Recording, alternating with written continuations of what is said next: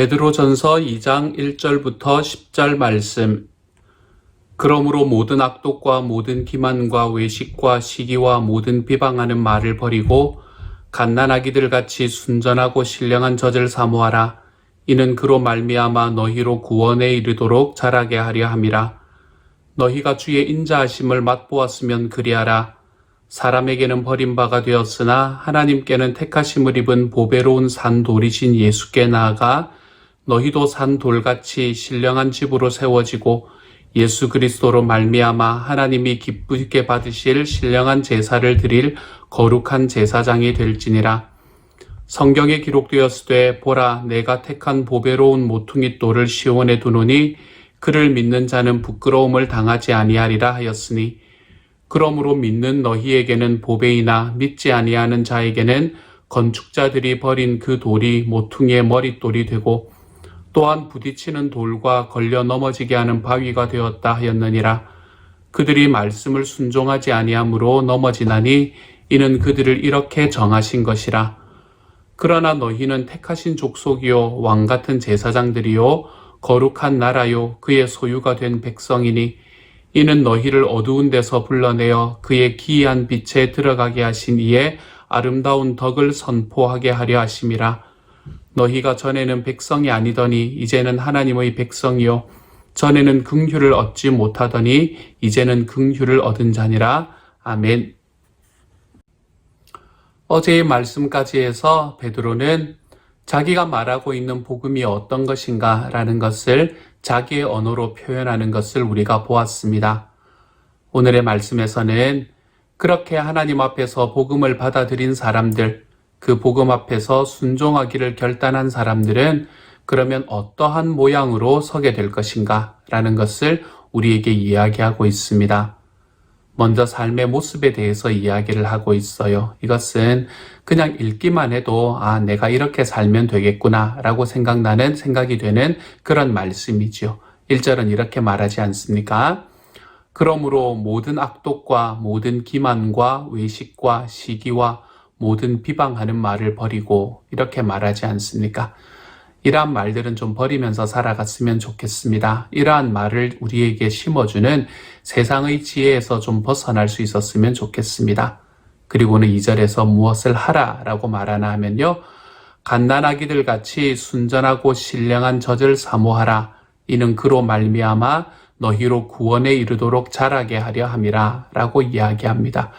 우리가 사모해야 되는 것은 기만, 외식, 시기, 악독, 모든 비방하는 말 이런 것들은 우리가 버려내고 우리들이 사모해야 하는 것은 하나님께서 우리에게 주시는 말씀을 사모해야 한다라고 이야기하고 있는 것이지요. 그 말씀에서 우리들의 삶의 순전함과 그 말씀에서 우리들의 삶에 하나님이 주시는 은혜가 나타날 수 있기 때문입니다. 그러므로 우리가 버려야 되는 것은 우리 스스로의 외식, 나의 위선 이런 것들을 버려내고요. 그리고 우리가 받아야 되는 것은 하나님의 말씀을 받아야 합니다. 라고 이야기를 하고 있는 것으로 오늘의 말씀을 시작합니다. 이 베드로가 말한 이 복음을 받아들인 사람들은 이러한 삶을 살아갈 수 있는 자격이 주어졌다는 거예요. 이제 이렇게 갈 수 있는 힘이 생겨났다라는 이야기를 하고 있는 겁니다. 그리고 3절에서는 너희가 주의 인자하심을 맛보았으면 그리하라 라고 이야기합니다. 이 말씀은 우리가 그렇게 살아갈 수 있는 우리들의 삶에서 악독과 기만과 외식과 시기와 비방하는 말을 버리고 주님의 말씀을 사모하면서 말씀에 순종하는 길을 걸어갈 수 있는 이유는 무엇인가 하면 하나님께서 예수님의 인자하심으로 우리에게 다가오셨기 때문이다. 주님의 은혜가 우리에게 먼저 주어졌기 때문이다 라고 이야기하고 있는 것이지요. 그러므로 예수님께서 우리를 위해서 어떻게 살아가셨는가 라는 것을 바라보면 우리는 우리의 삶을 그분께 온전하게 드릴 수 있는 곳으로 나아간다. 이것을 이야기하고 있는 것이지요. 그리고 난 다음에 오늘의 말씀은 그러면 그렇게 살아가는 과정을 통해서 우리는 어떠한 모습이 되어가는가 이것을 이야기를 해주고 있습니다. 오늘의 말씀 4절과 5절은 이렇게 이야기해요. 사람에게는 버림바가 되었으나 하나님께는 택하심을 입은 보배로운 산돌이신 예수께 나아가. 먼저 4절에서 이렇게 말하지 않습니까? 그렇죠? 이 4절의 말씀을 바라보면 예수님이 어떤 분인가라는 것을 이야기합니다. 예수님께서는 보배로운 산돌, 하나님께 택하심을 입은 보배로운 살아있는 돌이다. 이렇게 이야기를 하고 있는 것이죠. 그런데 그분은 사람에게는 버림바가 되었던 사람이다. 이 베드로전서의 말씀에서는 예수님께서 사람들에게 버림받았다라는 이야기를 계속해서 강조하고 있습니다. 그 이유는 아마 그때 시대를 살아가던 이 베드로전서라는 편지를 받아야 되는 사람들의 상황들이 그렇게 녹록지 않았기 때문일 것입니다. 그들도 아마도 세상에서 버려지는 것만 같고 자기 주변에 있는 사람들 속에서 자기 주변에 있는 사람들 안에서 이 예수를 믿는다는 것 때문에 많은 핍박과 어려움을 당하고 있었을 것입니다. 그래서 그들도 마치 버려지는 돌 같은 그런 상황에 있었기 때문에 지금 베드로는 예수님께서도 버려지는 돌이었다라는 이야기를 계속 강조하고 있는 것 같지요. 그러므로 너희도 거기를 보고 그것을 보고 힘을 얻으라 라고 이야기하는 말씀이 되는 거지요. 이것이 예수님인데 이렇게 있는 것, 다시 말해서 하나님께서는 택하심을 입고 보배로운 산돌이시고 그분은 원래 사람들에게는 버림받았던 돌이 바로 그분이 예수님이시다 라고 이야기를 하고 난 다음에 우리 어제의 말씀에서 기억해 보시면요, 너희도 너희들의 삶을 거룩하게 만들어라 라고 이야기를 할 때 거룩이라는 의미가 예수님을 닮는 것, 그게 거룩이다 라고 이야기를 드렸잖아요. 그렇죠? 오늘의 말씀에서도 이런 게 예수님이니까, 바로 이런 분이 예수님이니까 5절의 말씀에서 너희가 이런 모습을 만들어가면서 너희가 이런 모습을 취해감으로써 너희들의 삶에 예수님을 닮는 거룩을 실천해보라 라고 이야기를 하고 있는 거예요. 5절은 이렇게 말합니다. 너희도 산 돌같이 신령한 집으로 세워지고 예수 그리스도로 말미암아 하나님이 기쁘시게 받으실 신령한 제사를 드릴 거룩한 제사장이 될지니라. 예수님을 닮으라는 이야기지요. 그렇죠? 거룩해지라는 이야기이지요. 이렇게 예수님을 닮는 거룩을 걸어감으로 인해서 너희가 만들어져야 되는 모습은 무엇인가 하면 하나님 앞에 신령한 제사를 드릴 거룩한 제사장이 되어라 라고 이야기하는 말씀이지요. 거룩한 제사장이라는 말은 무슨 이야기입니까? 제사장이라는 말이 먼저 마음에 떠오르지요. 그렇죠? 제사장이라는 사람들은 어떤 사람들인가 하면 자기 앞에 제물을 가지고 나오는 그 사람과 그리고 하나님 사이를 연결해 주는 사람이 제사장입니다. 제사장은 그러므로 그의 삶을 살아가면서 자기의 유익으로 인해서 살아가는 것이 아니라 자기에게 제물을 가져온 그 사람의 유익을 위해서 섬기며 살아가는 사람이 제사장이지요. 그러므로 여기에서 너희가 거룩한 제사장이 되어라 라고 이야기하는 것은 사람들에게는 버림받았지만 하나님 앞에는 살아있는 돌이신 예수님처럼 너희도 비록 사람들에게는 지금 버림받은 것 같지만 그들 안에서 많은 어려움과 핍박을 겪고 있지만 많은 고난과 아픔을 겪고 있지만 그럼에도 불구하고 그것에서부터 일어나서 하나님께서 정말 예수님에게 주셨던 그 살아있는 능력이 너희에게도 있다는 것을 기억하고 이 땅에서 살아가는 사람으로서 예수 그리스도를 본받는 바로 그 거룩함을 바탕으로 한 제사장의 역할을 하면서 살아가라. 너희들이 받는 어려움과 아픔들이 있을지라도 그 어려움과 아픔을 너희에게 주는 사람들과 그리고 하나님 사이를 연결하면서 살아가라. 오늘의 말씀은 그렇게 이야기하고 있는 것이죠. 이것을 우리들의 삶에서 어떻게 나타내며 살아갈 수 있을까요? 우리는 우리들의 삶에서 이 말씀을 어떻게 순종하며 살아갈 수 있을까요? 우리들의 삶에 아픔과 어려움을 주는 사람이 있지 않습니까? 그렇죠? 괜시리 싫은 사람이 있고 괜시리 나와 관계가 잘 맺어지지 않는 사람들이 우리 주변에 왜 없습니까?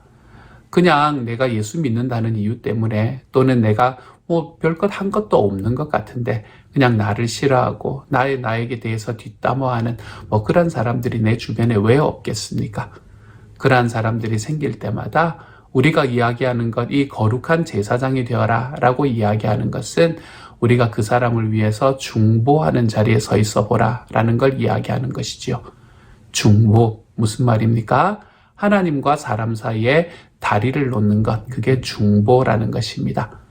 우리는 어떻게 중보할 수 있습니까? 우리는 우리의 기도로 중보할 수 있게 됩니다. 비록 나에게 정말 어렵고 힘든 길을 허락하는 사람들이 있다고 하더라도 그 사람들 앞에서 내가 하나님 앞에 기도는 할 수 있겠다. 우리가 그것을 붙들고 하나님 앞에 그 사람을 위한 기도를 쉬지 않고 걸어가 보는 삶을 선택할 때 우리는 그 일을 위해 중보하는 사람이 되는 것이고요. 그렇게 살아가는 삶을 선택할 때 우리는 하나님 앞에 이렇게 거룩한 제사장의 역할을 감당할 수 있게 되는 겁니다. 이러한 거룩한 제사장의 역할을 감당하는 하나님의 사람이 될 때 우리는 예수님을 닮아가는 삶, 아까 읽었던 그 말씀에서도 나타났지만 우리는 하나님 앞에 거룩한 삶을 살아가는 사람이 되는 거지요. 그러므로 사랑하는 여러분, 여러분의 삶을 살아가면서 모두를 다 이해하고 모두를 다 마음에 품고 모두를 다 용납하고 살아갈 수는 없습니다. 우리는 우리의 삶 속에서 싫은 사람이 있고 미운 사람이 있게 마련입니다. 관계가 좋지 않은 사람이 생기기 마련이지요. 하지만 우리가 그 모든 과정 속에서 한 가지는 기억하십시다. 내가 그 사람을 사랑하거나 내가 그 사람을 이해하거나 내가 그 사람을 완전히 마음에 품고 용납할 수는 없다고 하더라도 내가 중보하고 기도할 수는 있지. 내가 하나님 앞에 그렇기 때문에 그 사람을 저주하는 것이 아니라 내 하나님께서 나와 그 사람과의 관계가 풀려나도록 또는 내가 정말 인내함으로 내 마음이 변화하거나 그렇지 않으면 하나님께서 그 사람을 변화시켜 달라고 우리가 기도하는 자리로는 나아갈 수 있게 되는 겁니다. 이렇게 기도하는 자리로 나아감으로 인해서 우리들의 삶에 이 거룩한 제사장으로서의 역할을 감당할 수 있는 저와 여러분이 되기를 소망합니다. 기도함으로 우리 하나님께서 주시는 은혜를 다른 사람들에게 흘려낼 수 있는 사람. 사랑하는 여러분, 저는 저와 여러분이 이 길로 걸어가 볼 수 있는 하나님의 사람이 되어 가시기를 우리 주님의 이름으로 축복합니다. 이렇게 살아가는 사람이 가지게 되는 그 마지막 아름다운 결과가 무엇인가? 2장 9절이 이야기를 하고 있죠. 2장 9절은 이렇게 말합니다. 그러나 너희는 택하신 족속이요 왕같은 제사장들이요 거룩한 나라요 그의 소유가 된 백성이니 이는 너희를 어두운 데서 불러내어 그의 기이한 빛에 들어가게 하신 이의 아름다운 덕을 선포하게 하려 하심이라. 아멘. 하나님이 우리에게 주시는 특권이 얼마나 큰지요. 우리가 주님 앞에 우리 주님을 붙들고 살아갈 때 우리들의 삶에 주시는 하나님의 특권이 얼마나 크고 얼마나 아름다운지요. 이 길로 한 걸음씩 걸어가서 우리가 거룩한 제사장이 되는 것을 넘어서 왕과 같은 제사장이 되는 사람들. 우리 하나님 앞에서 하나님께서 인정해 주시는 왕 같은 제사장으로 서볼 수 있는 하나님의 사람. 그래서 우리는 하나님 앞에 내 주변에 있는 사람들을 위해서 기도하는 자리에 서고 주님께서는 기도하는 저와 여러분을 세우셔서 왕과 같은 자리로 이끄시는 바로 그 아름다운 하나님 앞에 선순환이 일어날 수 있는 하나님의 사람들이 되어 가시기를 소망합니다. 이 길에 들어서신 여러분을 축복합니다. 이 길에 함께 계시는 여러분이 계셔서 너무나 감사합니다. 이 시간 함께 기도하겠습니다. 사랑하는 하나님 감사합니다. 우리가 이 땅을 살아가며 삶에서 고통과 또 환난이 우리들의 삶에 닥치는 바로 그 순간에도 주님, 우리가 기도하기를 쉬지 않을 수 있는 하나님의 사람이 되게 하여 주시고 그래서 주님 그 기도 속에서 우리가 왕 같은 제사장의 자리, 하나님 앞에 거룩한 제사장의 자리로 나아갈 수 있게 하여 주옵소서. 중보자로 서게 하여 주십시오. 하나님. 하나님과 사람 사이를 연결시킬 수 있는 하나님의 중보자로 설 수 있게 하여 주셔서 주님 정말로 이 땅에 있는 모든 관계 속에서 내가 다른 것은 못해도 기도는 할 수 있다. 주님 그것을 분명히 붙들고 하나님 앞에 살아가는 하나님의 사람들이 될 수 있도록 주여 도와주옵소서. 감사를 드리며 모든 말씀 예수님 이름으로 기도드립니다. 아멘.